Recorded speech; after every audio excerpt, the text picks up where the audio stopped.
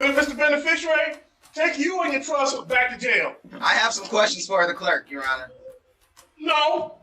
You know what? If you answer my questions, I'll consider it. Okay. What's the question? What's your name? Beneficiary. Deputy, you can remove him. He's not here. He's not here today because he doesn't exist. Okay, bye. If you're not him, then I'll issue an arrest warrant for Kevin Pollard because he's supposed to be here. Under trust law, it's a contradiction for one to be the beneficiary and trustee, Your Honor. All right, you're talking a different language to me. I have no idea what you're talking about. But the court does find that Mr. Pollard is poses a great danger to the community, and a $250,000 bond is unaffordable, but it's not enough. The bond is going to be increased to $1 million. Right out of the gate, this judge isn't interested in excuses, he wants accountability. Missing court and waiting to get arrested instead of turning yourself in is one of the fastest ways to lose credibility in front of a judge. Watch this exchange carefully. It only gets more intense from here. Have you ever seen a judge shut down excuses this quickly? The beneficiary? Yeah, first name, Mr. Beneficiary. Are you stating that the trust that we are administrating is the Kevin Pollard Trust? If so, I'm asking what your name is. my name is the beneficiary of the trust.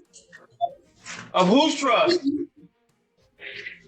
Are you stating that the trust that we are now administrating is the Kevin Pollard Trust, Your Honor? Okay, I'm If so, gonna recall him. Bring up somebody else. Put him aside. Thank you, Call him at the end. Thank you, Judge. Sir, is your name the beneficiary, Kevin Theron Anthony Pollard? Yes or no? I'm the beneficiary of the trust, Your Honor. Are you stating that the trust that we are now administrating is the Kevin Pollard Trust? Are you Kevin Pollard? I'm asking you. Is the trust that we are now administrating? Sir, I ask the questions here. You give me yes or no answers. You're asking for my permission I to ask the speak. questions. You give the answers. Is that clear? It's very clear. Okay. Listen. Yes. Are you also Are you- known by the name of Kevin Pollard amongst other names? Yes or no? Are you stating that the trust that we are now administrating is the Kevin Pollard Trust, Your Honor? If so, Kevin Pollard is in fact present today. It is you that is Kevin Pollard, Your Honor. It is you. Really? Yes, Your Honor. It is you. That is Kevin Pollard. Yes, Your I'm Honor. Kevin Pollard. You are Kevin Pollard today, Your Honor. I am the beneficiary. And then who are you? I am the beneficiary of the trust. Okay, well, Mr. Beneficiary, take you and your trust back to jail. I have some questions for the clerk, Your Honor. No. I have. Can I speak to the clerk before we go any further? You know what? I'm gonna put you in timeout. Get your mind right. Mr. Pollard? Yes, sir. Can I have the clerk present? Please, Your Honor. Don't give in.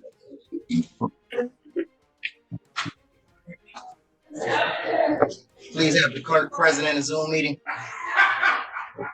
You know what? If you answer my questions, I'll consider it. Okay.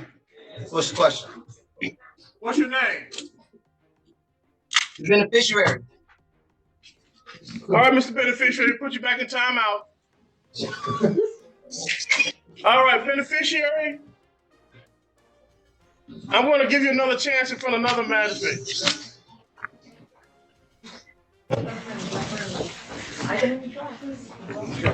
That's no problem. Can I have the clerk present, please?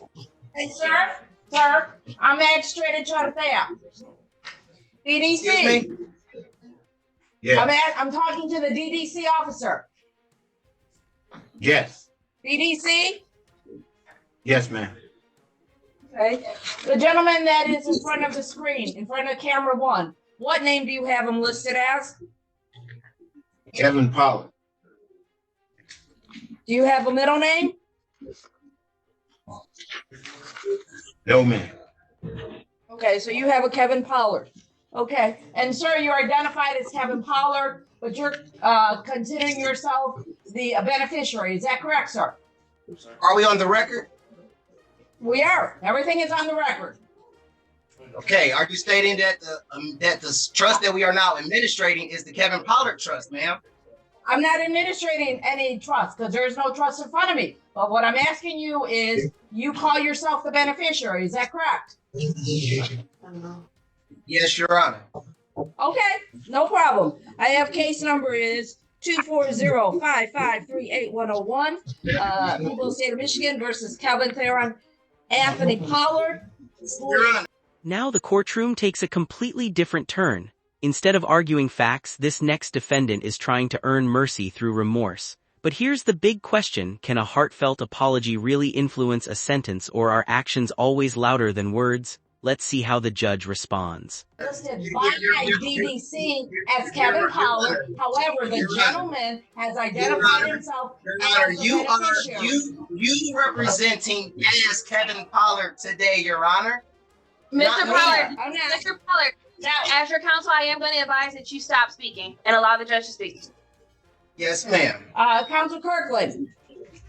Good afternoon, Your Honor. Shava Kirkland on behalf of Mr. Pollard, who has been advised of his rights, wishes to stand mute and waive the formal reading. Thank you. I'm going to enter plea of not guilty. February 2nd, 2024. It is a probable cause conference, followed by preliminary examination, February 8th, 1:30 p.m. Both matters are in front of Judge King. Probable cause conference, it is at 8:30 in the morning. Mr. Beneficiary, Mr. Beneficiary, you should not talk over to the court. I thank you very much. You are under oath and you are on record. And I'm asking you, beneficiary, I have not sworn you under oath. I am under oath, so I am doing all this. I'm going to enter plea of not guilty. I already given the court dates while this case is pending, sir. Okay, there should be no contact with the individual. You are not allowed to state what the judgment is. That is my job. Mr. Pollard, I do want to let you know that the person. Okay. I have a question for the clerk. Okay. I have a question for the clerk.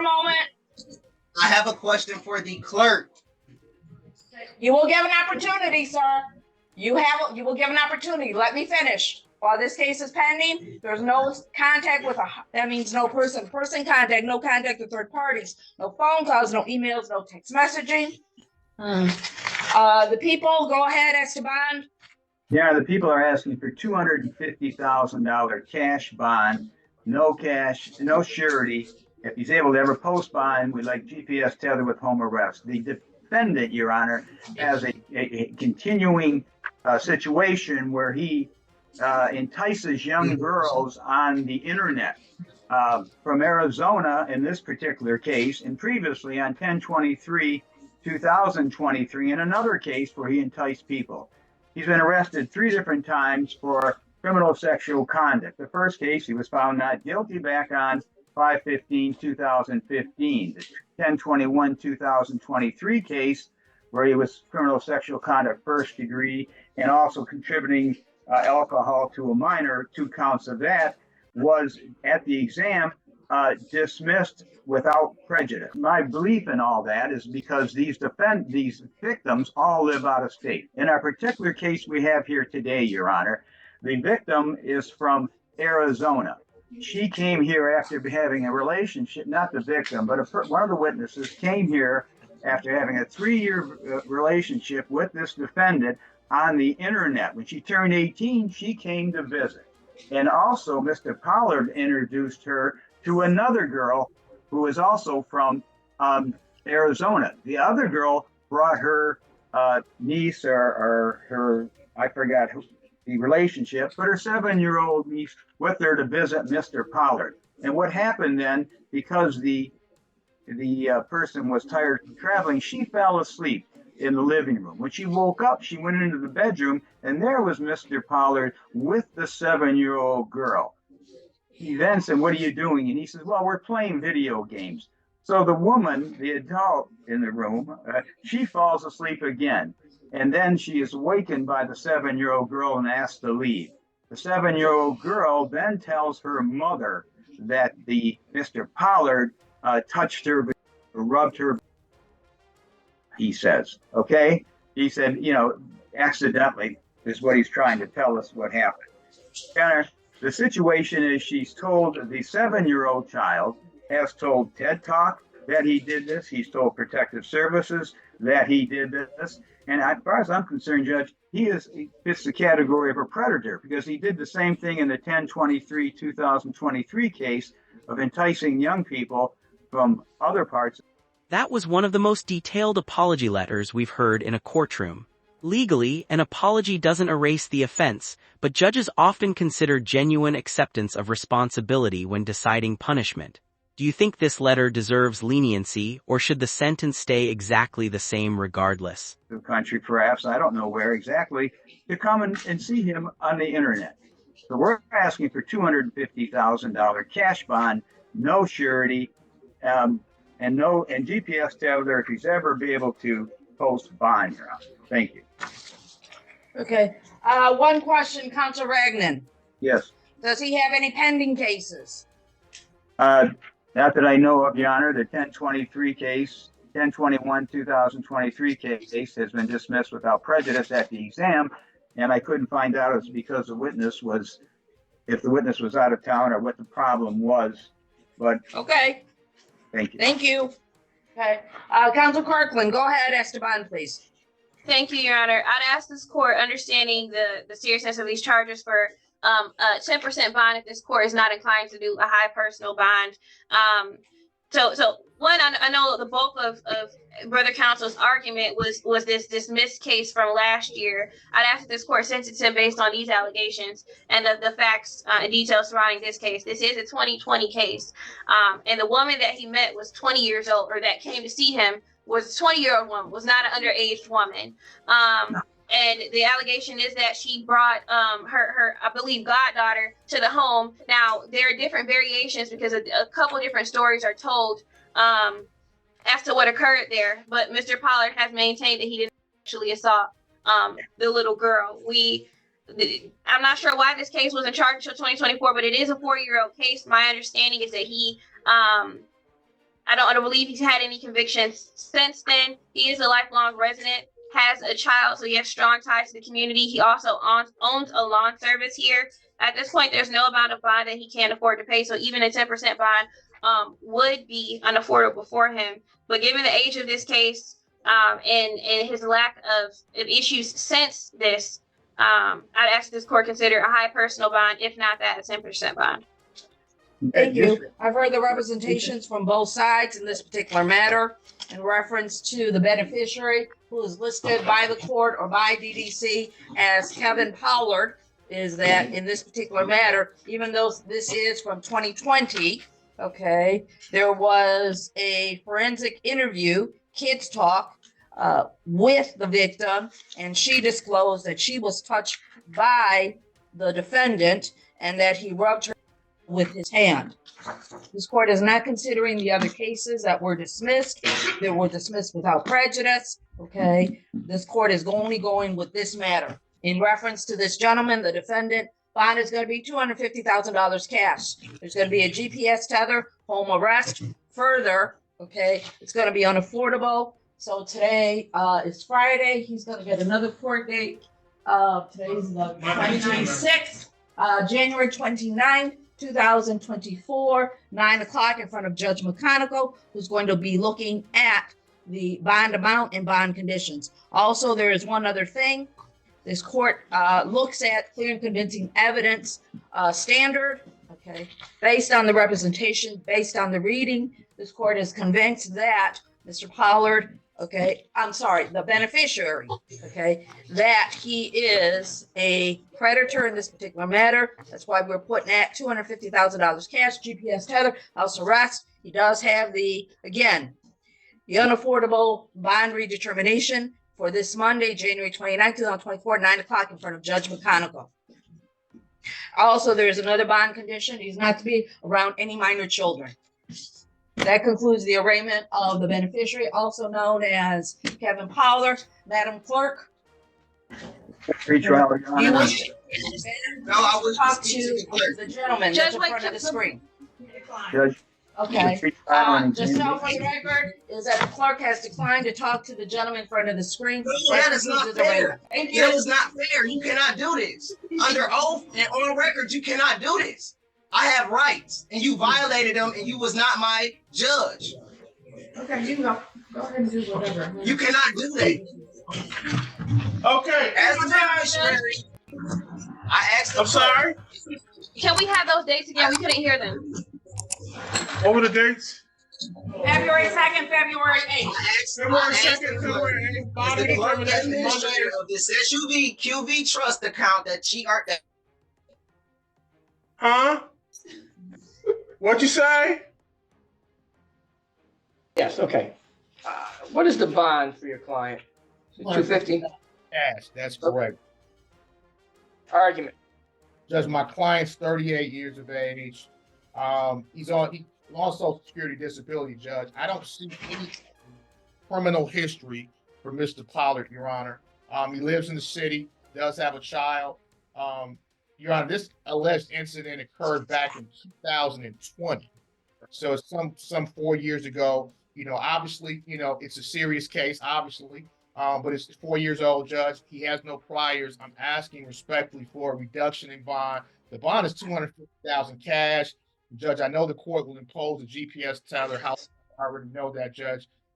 Notice a pattern? Every defendant who's taken proactive steps, therapy, treatment, community service, or paying fines early has earned a noticeably calmer response from the court.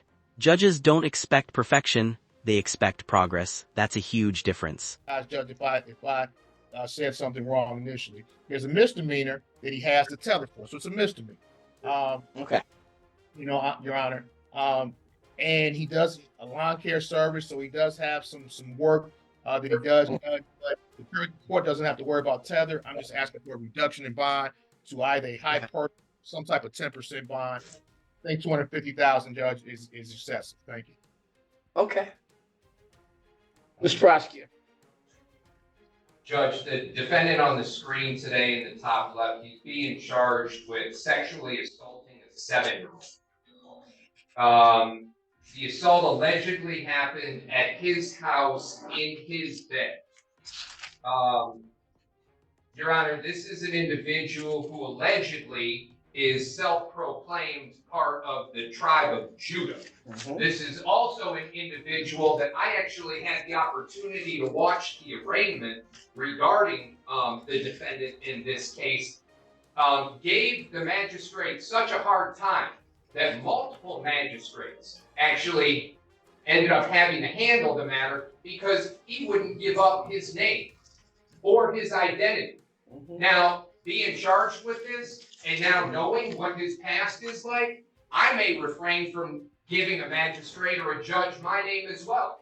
Because, Judge, the situation that Mr. Reagan is talking about that the defendant's involved in right now, it has to do with selling and furnishing alcohol to minors, to a 12-year-old and 14-year-old.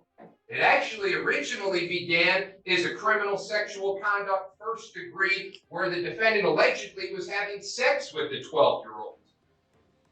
But, Your Honor, based on apparently the idea that somebody didn't appear at a hearing, it was reduced to the selling and furnishing of the alcohol. So he has an ongoing matter right now, Judge. He's on bond. We have this particular matter, allegedly, where this individual ended up touching a 7-year-old's vagina. We have corroboration to that, Judge. And, Your Honor, with all due respect, the way that the people see this defendant, based on previously being charged, now being charged with another CSE first degree, we find him to be a predator. Not only that, Judge, we find him to be mentally unstable.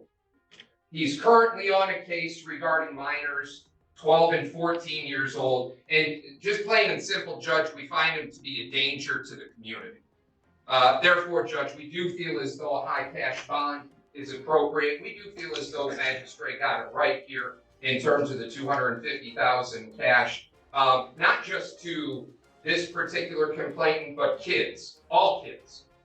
This is one of those individuals where we feel as though he poses a danger to everybody. See, where we I haven't heard their arguments of counsel. Where this gets a little dicey for concerning bond is that we have a situation where the defendant allegedly, I guess, an 18-year-old comes in town to visit with him for her birthday. She turned 18, so she comes to see the 37-year-old, who she's been in a long-term relationship with for the last 3 years. So I guess he would have been 34, starting the relationship with the 15-year-old. Allegedly, she talks to a friend, and they come over, and the 7-year-old is over. The girl comes and finds the two of them in the bed, and then the mother contacts the person asking who is this Kevin guy, because her daughter says he touched her vagina. So, and then we have another case of furnishing alcohol to 12-year-olds, and whether there's sex there or not sex there. We have a pattern that's a little bit concerning. It's a lot of minors, a lot of alcohol, a lot of sex allegations, a lot of molestation allegations, a lot of flying people in who are kids and teenagers, and so we're real concerned about this. So the $250,000 bond is an unaffordable bond, and so the court does find that this defendant is a danger to all kids. He's just a danger. The court is going to disagree with the magistrate on this, and I know the magistrate or magistrates had some issues with this defendant, and they used the information that they had at this time to come up with a $250,000 bond. But the court does find that Mr. Pollard poses a great danger to the community, and a $250,000 bond is unaffordable, but it's not enough. It's not enough. So what we're going to do is we're going to add something to it to make sure he's incapacitated. But if he posts a bond, then that means we know that he'll appear for court. So the bond is going to be increased to $1 million. Here's where emotions take over. The defendant explains family struggles, depression, and custody issues, but the judge is focused on something else: missed court dates and personal responsibility. This is one of the most dramatic moments in the hearing. Listen closely to how both sides make their case. So, Judge, the bond was $250,000 cash. Yeah, and now it's $1 million cash. Now it's $1 million cash. Okay. It's $1 million now. It's $1 million now. Okay, because he's on Social Security disability now. I understand, but the court finds that Mr. Pollard, it may be some serial actions going on right here, and I don't really know if he's like a serial rapist. I don't know if there are other children that he just lays in the bed with allegedly and touches, or there's other 12-year-olds, or if he's flying other 18-year-olds out to celebrate their birthday. I'm not sure. So what we have to do is we're going to err on the side of caution and make sure that Mr. Pollard is not able, at least right now, to be able to engage or even be charged with engaging in these type of activities. Yeah, no, Judge, I get it. I know it's rough when the allegations are from January of 2020, but the prosecutor doesn't charge until January 24th. I mean, Yeah, it's when it looks like it wasn't until October 14th of 2023 when the mother called asking who is this Kevin guy. So we just kind of got that information, and I'm not sure when the 12-year-old. I'm not sure when all the 12-year-old and the alcohol when that happened. So it's a lot, Mr. Reagan, and so the timeline may get a little bit jumbled. But it's a lot of kids, teenagers, alcohol, sex, molestation. It's kind of blending, and so we're here where we are. Yes, sir. All right, thank you, Ms. Pollard. You can leave. Judge, I just spoke with Ms. Moses. She's not available to Zoom in right now, so I can stand in. Okay. Yes, we're ready on Pollard. Case number 2405 53801, Michigan versus Kevin Pollard. Defendant charged with count one, sexual conduct, second degree. Appearances for the record, please. Good morning, Your Honor. Shelley Drink for the People, P number 60249. I'm standing in for the Attorney of Record, Assistant Prosecuting Attorney Erica Moses. And good morning, Your Honor. Nicole James, appearing on behalf of Mr. Pollard. My P number is 58961. All right. What's your pleasure, counsel? Oh, Mr. Pollard, unmute yourself and tell us your name, sir. Mr. Pollard. Have them unmute you so you can tell us your name.